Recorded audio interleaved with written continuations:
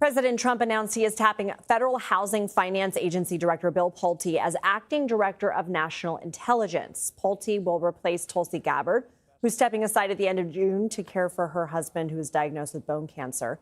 During his time in the administration, Pulte has sent criminal referrals to the Justice Department alleging mortgage fraud by a number of the president's political foes, including California Democratic Senator Adam Schiff. Trump says Pulte will remain in his current housing post and still serve as the chairman of Fannie Mae and Freddie Mac while he serves as DNI. CBS News White House reporter Olivia Rinaldi joins us now. So why is the White House naming him as this?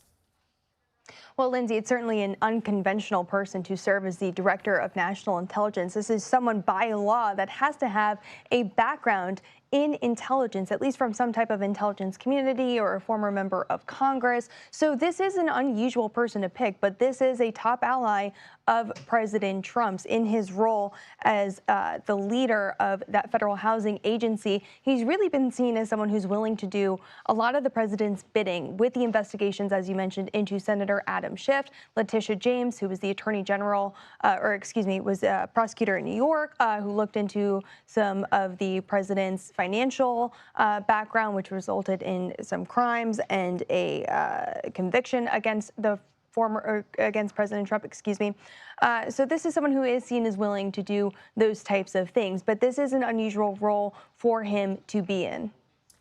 Democrats are questioning this, including California Senator Adam Schiff, who we spoke to on Capitol Hill this morning. Let's listen. We need a DNI who is experienced and knowledgeable, respected. Bill Pulte has none of these things. At a time when the U.S. is at war, when there are national security threats that loom large, we need someone with experience. And Pulte's experience in the housing agencies was only to weaponize them and politicize them. That's not what we should be looking for in a DNI. What else has the reaction been? Well, similar reaction from Democrats on Capitol Hill and former intelligence officers who say that there is a concern that this could lead to the weaponization of the intelligence community against some of the president's perceived enemies. That is really the overarching concerns. Republicans have not spoken out about it yet. We should note that this is an acting role. In order to be confirmed, it does have to go through a Senate process. That is the process that Tulsi Gabbard had to go through when she was nominated to be the DNI. So this is something that he will have to sit in front of Congress and be asked what his credentials are exactly to lead this intelligence agency, which really oversees about 18 different intelligence agencies and really compiles all of the intelligence. This was a role that was created after 9/11.